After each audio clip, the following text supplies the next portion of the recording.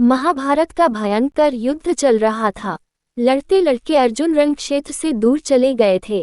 अर्जुन की अनुपस्थिति में पांडवों को पराजित करने के लिए द्रोणाचार्य ने चक्रव्यूह की रचना की। अर्जुन पुत्र अभिमन्यु चक्रव्यूह भेदने के लिए उसमें घुस गया। उसने कुशलतापूर्वक चक्रव्यूह के 6 चरण भेद लिए, लेकिन 7वें चरण में उसे दुर्योधन, जयद्रथ आदि 7 महारथियों ने घेर लिया और उस पर टूट पड़े। जयद्रथ ने पीछे से निहत्थे अभिमन्यु पर जोरदार प्रहार किया। वह वार इतना तीव्र था कि अभिमन्यु उसे सहन नहीं कर सका और वीरगति को प्राप्त हो गया।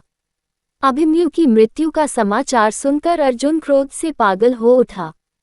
उसने प्रतिज्ञा की कि यदि अगले दिन सूर्यास्त से पहले उसने जयद्रथ का वध नहीं किया तो वह आत्मदाह कर लेगा। जयद्रथ भयभीत होकर दुर्योधन के पास पहुंचा और अर्जुन की प्रतिज्ञा के बारे में बताया। दुर्योधन उसका भय दूर करते हुए बोला, चिंता मत करो मित्र, मैं और सारी कौरव सेना तुम्हारी रक्षा करेंगे। अर्जुन कल तुम तक नहीं पहुंच पाएगा, उसे आत्मदाह करना पड़ेगा। अगले दिन युद्ध शुरू हुआ। अर्जुन की आंखें जयद्रथ को ढूंढ रही थी, किंतु वह कहीं नहीं मिला। दिन बीतने लगा। धीरे धीरे अर्जुन की निराशा बढ़ती गई। ये देख श्री कृष्ण बोले, पार्थ, समय बीत रहा है और कौरव सेना ने जयद्रथ को रक्षा कवच में घेर रखा है। अतः तुम शीघ्रता से कौरव सेना का संहार करते हुए अपने लक्ष्य की ओर बढ़ो। ये सुनकर अर्जुन का उत्साह बढ़ा और वह जोश से लड़ने लगे।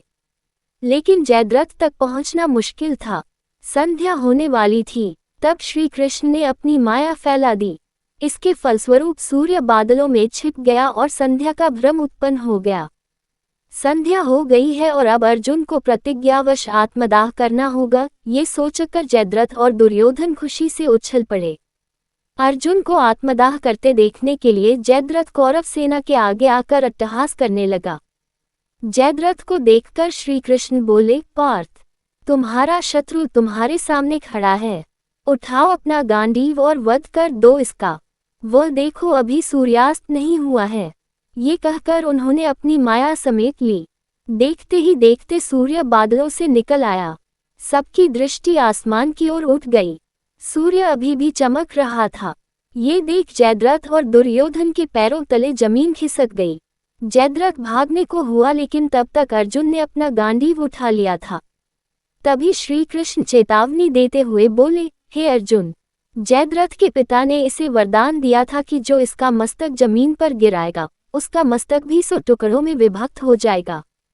इसलिए यदि इसका सिर जमीन पर गिरा तो तुम्हारे सिर के भी 100 टुकड़े हो जाएंगे।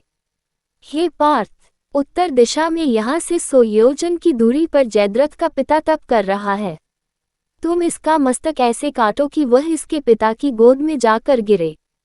अर्जुन ने श्री कृष्ण की चेतावनी ध्यान से सुनी और अपनी लक्ष्य की ओर ध्यान कर बाण छोड़ दिया। उस बाण ने जयद्रथ का सिर धड़ से अलग कर दिया और उसे लेकर सीधा जयद्रथ के पिता की गोद में जाकर गिरा। जयद्रथ का पिता चौंक कर उठा तो उसकी गोद में से सिर जमीन पर गिर गया।